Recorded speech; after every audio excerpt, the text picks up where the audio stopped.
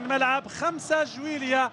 ملعب 5 جويلية الذي يحتضن قمة هذه الجولة 22 من الرابطة المحترفة الأولى موبيليز. ديربي كبير حتى الآن، هو كبير بالأنصار الكثيرين، أعداد أنصار بالآلاف تنقلوا إلى ملعب 5 جويلية لحضور هذا الديربي الكبير الذي نتمنى أن نستمتع سويا من خلال النقل المباشر لهذه المباراة التي تجمع بين الجارين المولودية والاتحاد. مباراة لفض الشراكة بين فريقين يحتلان نفس المرتبة بنفس الترتيب من النقاط 34 نقطة. سيكون إلى جانبي على خط التماس يوسف رزيق لتقديم ما يخفى عن المشاهد على خط التماس. يوسف رزيق، مساء الخير. مساء الخير مسعود، تحية رياضية لك ولجمهور الرياضي الكريم.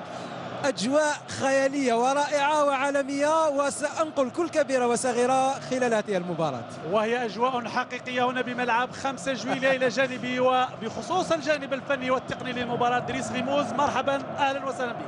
مساء الخير مسعود مرة أخرى. نظن أجواء كما قلت خيالية، من أروع ما يصنع في الكرة العالمية. نتمنى تكون الفرجة كذلك فوق أرضية الميدان.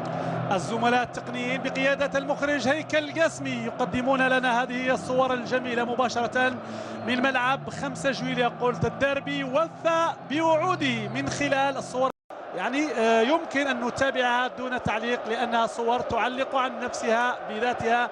نتابع هذه الصور وهذه الأجواء.